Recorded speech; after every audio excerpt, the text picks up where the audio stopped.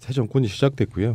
뭐 우리가 정편을 봤듯이 흔히 말해서 이제 석칭 빨아주는 작업 이런 거 열심히 잘하고 계시는 것까지는 보고 있어요 지금. 근데 이런 게 있죠.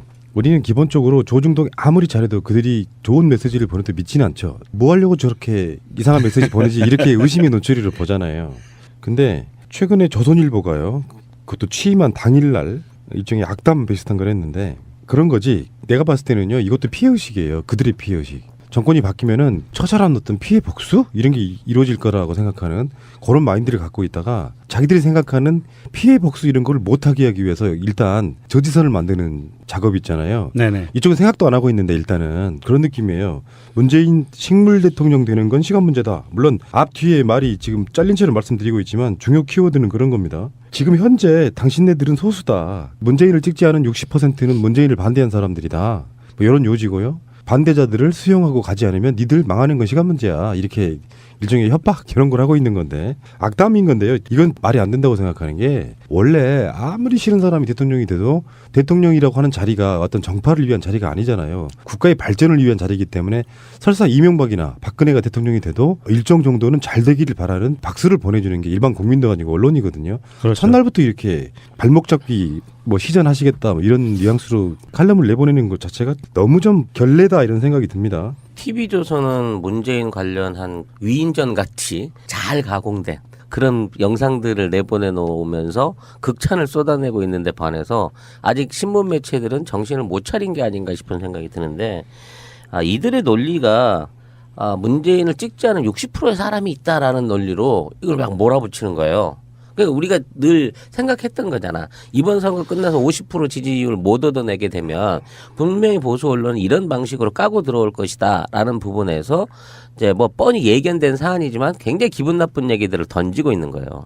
근데 여기 메시지의 중요한 건 뭐냐면 얘네들이 다자구도라는 부분에 대한 언급을 전혀 안 했고 그 다음에 투표율 그러니까 득표율 프로테지만 갖고 지금 시비를 걸고 있는 거란 말이죠. 그렇죠. 그러니까 사실상 그 득표한 수순으로 따지게 되면 문재인 대통령은 지난번 18대 대선에 비교해서 약 100만 표 정도 표를 덜 얻은 거예요. 지금 1,300만 표 조금 넘게 얻었는데 지난번에 1,469만 표 정도를 얻었기 때문에 따지고 보면 한 120만 표 정도? 요 빠진 게 맞아 숫자적으로는.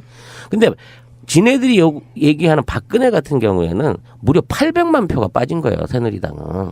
그러니까 홍준표로 인해서 손실본 표 수가 800만 표라고 국민들 다자구도가 아닌 점을 감안해서 보자고 치면 그만큼 지지층이 이탈했고 이 다자구도 안에서 이만큼의 득표율과 득표수를 얻어낸 또는 역대 최고의 득표 차이를 보이면서 당선한 부분에 대해서는 전혀 언급을 안 하면서 이거를 국민들한테 지지받지 못했다는 방식으로 몰고 가고 있는 거는 이건 완전히 언론의 마타도지 정도 되면 우리가 계속 그 언론들에서는 잊어버리고 있는 건지 아니면 뭐 고의적으로 감추고 있는 건지 모르지만 이번 대통령 선거의 후보가 13명이었어요. 예, 13명 중에서 그냥 5명이었다고 합시다. 뒤에 후보는 다 합쳐도 1%가 안 되는데. 그래요. 5명으로 압축을 하더라도 5명이 후보가 나와서 겨루었는데 41.1%라는 거는요. 압도적이라고 말을 해도 돼요. 그 정도고 데이터를 보면 전국적으로 이번에는 정권 교체의 의지가 굉장히 많이 담겨 있는 투표율이 나왔거든요. 그리고 득표율도 그렇게 나와 있고 이런 부분들에 대해서 조선일보 입장에서는 이렇게 내는 것은 정말 푸른나무님 말대로 걱정이죠. 걱정. 두려움이고 본인들이 당하게 될 그런 어떤 걱정. 그리고 더불어 한 가지 얘기를 하면 얘네들은 아직도 이 사설 쓴 사람은 아직도 이제 5월 10일 이후의 날이 이명박이나 박근혜 정권의 그런 암울했던 시기와 등치를 시키는 거예요. 전혀 다른 시대가 새 시대가 왔는데도 불구하고 얘네들은 아직도 과거에 얽매 있는 거죠. 그러니까 이제 표현을 문재인 대통령에 대해서 군림하는 대통령이다. 그런 대통령의 스타일로는 한 발짝도 나갈 수 없다. 협치해야 된다. 내가 보기엔 누구보다도 빠른 협치와 그 지속적인 그 공동 정부 수행을 위한 어떤 뭐 인사들의 적용을 하고 있는데도 불구하고 얘네들 눈에는 이 사람이 이 압제자 또는 독재자처럼 보여지는 것 같은 그런 식의 두려움을 스스로 표현하고 있는 거예요. 이게 뭐 무서운 개가 더 심하게 짖는다고 지금 조선일보를 비롯한 기존 언론들은 자기들한테 어떤 형태로의 이건 탄압이라고 표현할 수 없는 거고 제대로 된 조사라든지 구현이라든지 조건들이 돌아오게 될지에 대해서 미리 겁을 먹고 비명을 지르고 있는 상태라고 봐야 되는 거죠. 그러니까 뭐 정확히 말하면은 문재인 대통령한테 군림하는 대통령이다라고 표현한 게 아니라 군림하는 대통령으로는 성공할 수 없다 이런 워딩인데 그 생각도 안 해본 거고요. 우리들 입장에서는 그런 거고 이 사람이 하고자 하는 이야기는 사실 이거예요. 적폐청산을 매달리면 왜 선거 과정에서도 그런 거 있잖아요. 적폐청산 그러면은 내가 적폐라고 생각하는 사람들이 적폐청산 하면 안 돼 이렇게 해왔던 그 과정이 있잖아요. 그런 방식으로 해서 뭐 안철수 후보하고 또 여러 가지 논쟁이 있었고 이렇게 우리가 들어가 보면 생각을 해보면 적폐청산이라고 하는 부분에 매달리지 말고 과거를 막 탈탈 털어버리는 짓을 하지 말고 앞으로 협치하면서 나가야 된다. 안 그러면 니들 망한다. 요거예요. 좋게 좋게 가자. 이런 그렇지. 뜻인데. 아니, 그 미리 이렇게 할 필요가 없다고. 문재인에 대한 불신일 수도 있는데요. 또는 지들 입장에서는 이제 두려움일 수도 있는데 일단 적폐청산이란 말 자체가 이 사람들한테는 굉장히 낯뜨거운 자기들 얼굴 보이는 거울 같은 그런 느낌이라서 그런 거 하지 말고 좋게 좋게 가자고 이렇게 이야기하고 있는 건데 이게 예를 들어서 새가 날아든다가 이야기하면요 굉장히 올곧게 들려요. 그렇죠. 지금까지 적폐였던 놈이 적폐청산 매달리면 안 돼라고 이야기하면 느끼는 기분이 좀 상당히 다른 거죠, 그게. 이 조선일보 입장에서는 지금 굉장히 좀 뜨거운 것은 사실이에요. 마음들이 뜨겁고 불안한 거는 왜냐하면 노무현 대통령 시절에 조선일보와 정면으로 부딪혔었잖아요. 그리고 언론 개혁을 그때 굉장히 강하게 밀어붙이다가 실패했거든요. 그 경험들이 자기들 DNA에 있는 거예요. 그래서 노무현 대통령 시절에 노무현 정부를 끌어들여서 그런 과오를 밟지 않아야 된다. 이런 논리로 지금 그 논리를 피고 있는 거고요. 혹시라도 문재인 대통령 정부에서 이 언론 개혁에 대해서 이야기가 나오고 푸른나무님이 얘기했듯이 적폐청산을 본인들한테 어떤 칼날이 겨루어질까 봐 무섭죠, 사실은. 먼 눈에는 뭐만 보인다는 이야기 있잖아요. 네. 그들은 그런 정치를 해왔거든요. 그리고 사실상 뭐 박근혜 정권 탄핵 바로 그 즈음에 가지고 TV조선이 허가 취소가 될 뻔했다가 조건부 유예가 된 상태거든요. 예, 1년 단위. 근데 저는 이제 이야기가 나온 김에 그런 이야기 한번 해보고 싶어요. 정권의 성공과 실패를 가늠하는 거 있잖아요. 이게 사실은 언론이 해버리는 거예요. 언론을 통해서 국민들이 이 정권은 실패했네, 성공했네를 바라보게 되는 것. 예를 들면 노무현 정권 때 그 속내용과는 아무 상관없이 실패라고 생각했던 사람들 그리고 국민 여론이 막판에 막 바닥을 쳤던 거는 다 주요 언론들이 노무현 정권에 등을 돌리는 관계. 이런 거잖아요. 그리고 실제로 박근혜 탄핵 기간에도 조중동까지 합사해가지고 박근혜 털어대니까 못 빼기고 두 손 들어버린 거거든요. 그렇죠. 예. 그러니까 언론이 그렇게 무서운 거고 사실 어떤 의미에서 보면 현대에 있어서의 언론은 거의 전부라고도 할 수 있는데 이들이 착각한 게 하나 있죠. 노무현 정권 때에 비해서 지금은 인터넷, SNS의 힘이 엄청나게 강해진 시대이기 때문에 하다못해 팟캐스트도 조정동과 맞먹는다는 정도의 위력을 네. 갖고 있다고 하니까 그들의 어떤 그런 생각도 버려야 되지만 저는 이렇게 생각합니다. 어떤 확실한 선을 좀 그어줘야 된다고 생각해요. 뭐냐면은 일단 머릿속에 문재인 대통령이 되면 뭔가 확실하게 뭘 청산할 거야 마인드는 버려요. 그 초법적으로 할 수는 없어요. 예를 들어서 박근혜 정권 탄핵시키는 것도 우리 국민들은 단지 광장에 나와서 촛불을 들었지 뭔가 무력과 불법적인 걸로 박근혜를 끌어내리지 않았잖아요. 지루한 시간들을 견디면서도 탄핵 발의하고 탄핵 통과시키고 헌법재판소 기다리고 구속시키고 이 과정을 견뎠단 말이에요. 그러니까 새로 올라간 정권이 무슨 군사 독재 시대처럼 막 언론인들 잡아 가두고 검찰에 다 구속시키고 이렇게는 못하니까 국민의 힘으로 법으로 밀어붙여서 뭔가를 하겠다는 그런 의미를 갖고 있는 거라고 생각하니까 싹 쓸어버린 이런 용어는 다 일단 버려야 되고요. 그리고 조중동의 아부하라는 이야기는 아니에요. 문재인 정권이. 근데 그들과의 관계를 유지해 가면서 그들의 그 권력 지향적인 속성을 잘 이용해 먹으면서 그들도 정권 내내 문재인 정권에 협조할 수 있게끔 그 사람들과의 일종의 당근과 채찍을 병행하면서 그런 언론들이 정부에 우호적으로 가게끔 만들어주면 좋겠다 이런 생각을 해보거든요. 지금 칼럼 쓴 강천석 이 사람이 원래 그런 사설을 되게 많이 쓴 사람인데 이 사람한테 그런 얘기 해주고 싶어요. 됐어. 너는 안중에도 없어. 지금 적폐청산이 문제가 아니고 뭐 식물 대통령이라는 이 표현을 지금 취임한 첫날 이게 할 말입니까? 이게 지금 그런 말 하고 싶더라도 이게 잔치를 막 시작해갖고 손님들 들어오고 있는 입구에서 소금을 뿌리고 있는 짓거리란 말이지. 참 무례한 거야 이런 거는. 이런 언론이라고 말할 수 있는 게 말할 수 있는 것들이 아닌 것이고 자, 이런 방식으로 이번 정권 내내 일종의 언론으로서 권력 길들이기를 나서겠다라는 자세를 보이는 순간 이게 이제 역으로 국민들한테 역풍을 받아서 조선일보 저거 제대로 한번 혼내야 된다라는 일종의 국민적인 반감을 살 수 있는 여지가 있다는 거예요.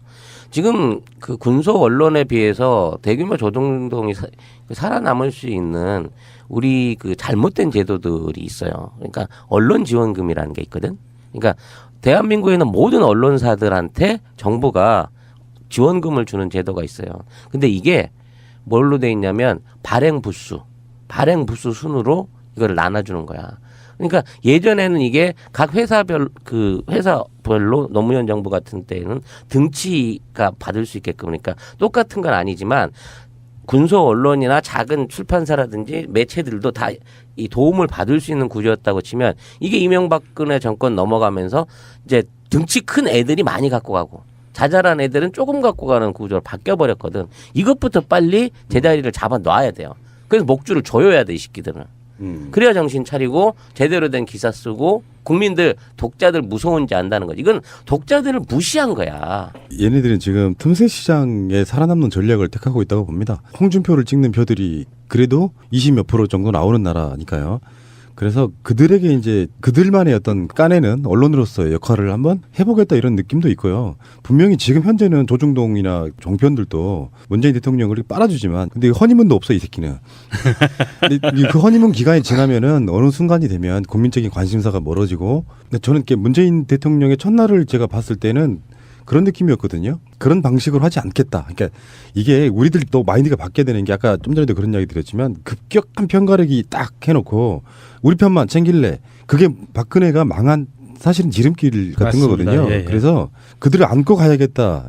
이런 마인드를 계속 보여주고 있는 거예요, 지금. 그럴 때 지지자분들도 거기에 대한 어떤 마인드를 좀 갖추시고요. 선거 끝났으니까 뭐 홍준표 찍었던 사람, 뭐 누구누구 찍었던 사람들에 대한 적대 감정 말고 내가 문재인이다 이런 생각으로요. 그런 사람들을 문재인 정권이 잘할 때 박수 쳐주게 만드는 그리고 못할 때는 비판도 해야 됩니다. 정권 재창출을 위해서라도 못하는 부분은 비판을 해야 되겠지만 뭔가 올곧은 올바른 정보를 갖고 해도 비판을 해도 해야 된다 이렇게 생각이 들고요. 자 어쨌든 강천성님 그 첫날부터 기분 나쁘게 그런 거 터뜨리셔가지고요. 축하드립니다. 예. 이 양반이 이거 네. 개표 결과가 100% 나오지 않았을 시점에 이런 칼럼을 써가지고 본인의 그 마음 속에 있는 거를 들켜버렸는데 앞으로는 아마 안 쓸 거예요. 지금 그 청와대에서 문재인 대통령이 움직이는 행보를 보면 국무총리나 홍보수석 같은 경우에 언론인 출신들이거든요.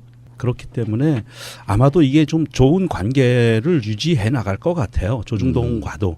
뭐 사소한 것까지 다 시비를 걸고 있는데요. 취임식 때 영부인이 한복을 안 입었다. 그리고 무늬가 들어간 정장계 단색 정장이 아닌 무늬가 들어간 정장을 입고 손을 흔들고 뭐 따봉 같은 행위를 했다고 해서 막 튀는 행위를 했다라는 식으로 비판적인 오더를 꺼내놓은 거야. 그럼 지금 뭐야 옛날 박정희 대통령 옆에서는 유경수 여사 코스프레를 하라는 거야. 뭐야. 아 이런 유의 것까지 자잘한 것까지 시비를 걸어서 뭐라 그러는 걸 보면 이것들이 아직도 이런 기사가 국민들한테 맥힐 수 있을 거라는 생각을 하고 쓴다는 게 정말 사상이 놀라워요. 그러니까 속마음은 다 싫은 거죠. 네. 자기도 선거에 진 거예요. 근데 이렇게 봐야지. 반대로 한복을 입고 나오면은 보궐선거 개념으로 치러진 대통령 선거고 바로 취임식하고 그래서 준비할 시간이 없어서 약소하게 간단하게 했잖아요. 한복 입고 나오면 뭐라고 그러냐면은 지금 때가 어느 때인데 지금 이 비상시기에 한복 입고 이렇게 치장하고 나오냐 이렇게 이야기할 사람들이니까. 그러니까 보통 한복을 새로 맞추면 맞추는 기간이 아무리 빨라도 한 일주일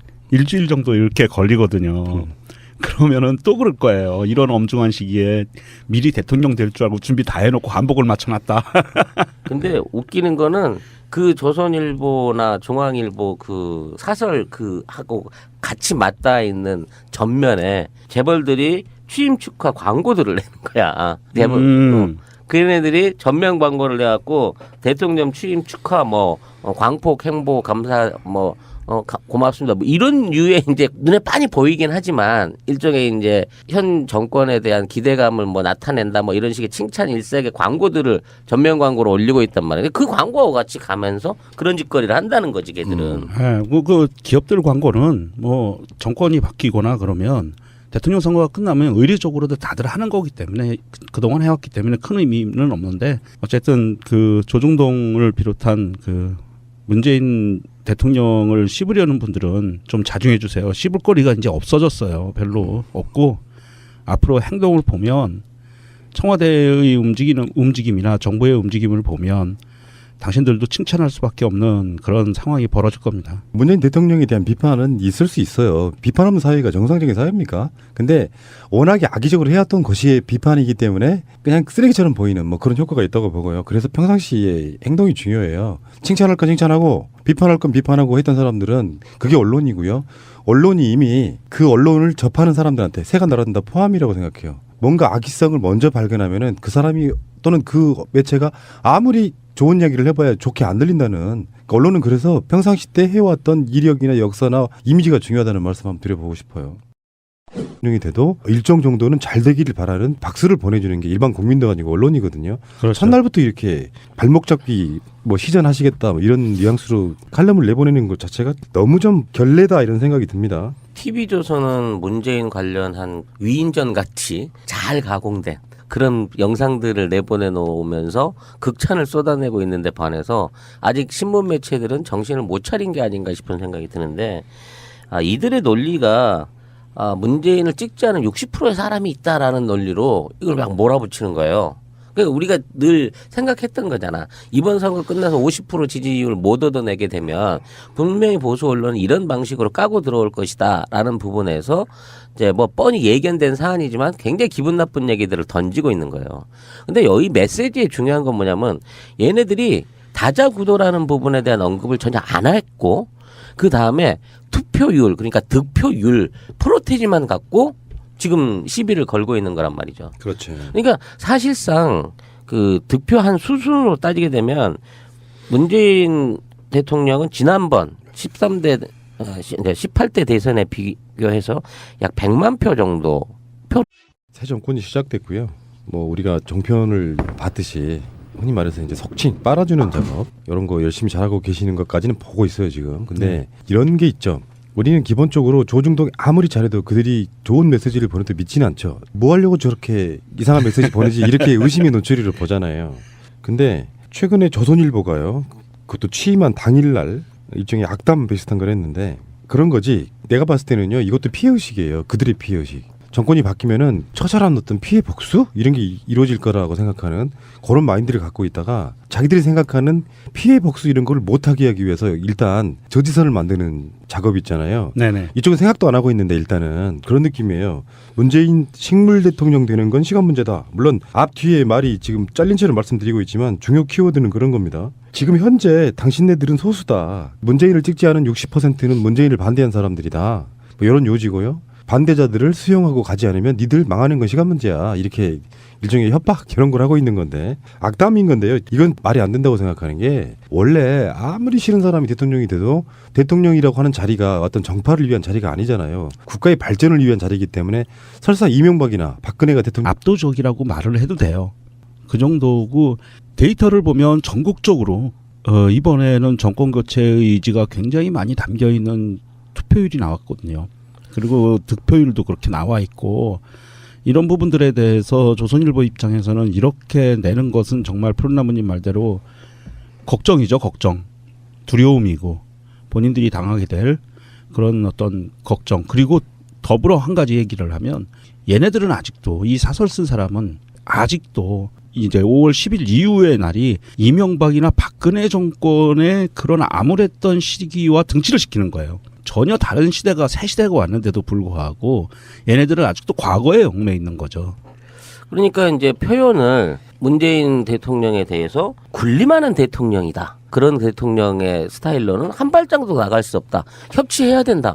내가 보기엔 누구보다도 빠른 협치와 그 지속적인 그 공동 정부 수행을 위한 어떤 뭐 인사들의 적용을 하고 있는데도 불구하고 얘네들 눈에는 이 사람이 이 압제자 또는 독재자처럼 보여지는 것 같은 그런 식의 두려움을 스스로 표현하고 있는 거예요. 이게 뭐 무서운 개가 더 심하게 짖는다고 지금 조선일보를 비롯한 기존 언론들은 자기들한테 어떤 형태로의 이건 탄압이라고 표현할 수 없는 거고 제대로 된 조사라든지 구현이라든지 조건들이 돌아오게 될지에 대해서 미리 겁을 먹고 비명을 지르고 있는 상태라고 봐야 되는 거죠. 그러니까 뭐 정확히 말하면은 문재인 대통령한테 군림하는 대통령이다라고 표현한 게 아니라 군림하는 대통령으로는 성공할 수 없다 이런 워딩인데 그 생각도 안 해보는 거고요. 우리들 입장에서는 그런 거고 이 사람이 하고자 하는 이야기는 사실 이거예요. 적폐청산을 매달리면 왜 선거 과정에서도 그런 거 있잖아요. 적폐청산 그러면은 내가 적폐라고 생각하는 사람들이 적폐청산 하면 안 돼 이렇게 해왔던 그 과정이 있잖아요. 그런 방식으로 해서 뭐 안철수 후보하고도 여러 가지 논쟁이 있었고 이렇게 우리가 들어가 보면 생각을 해보면 적폐청산이라고 하는 부분에 매달리지 말고 과거를 막 탈탈 털어버리는 짓을 하지 말고 앞으로 협치하면서 나가야 된다. 안 그러면 니들 망한다. 요거예요. 좋게 가자. 이런 그렇지. 뜻인데.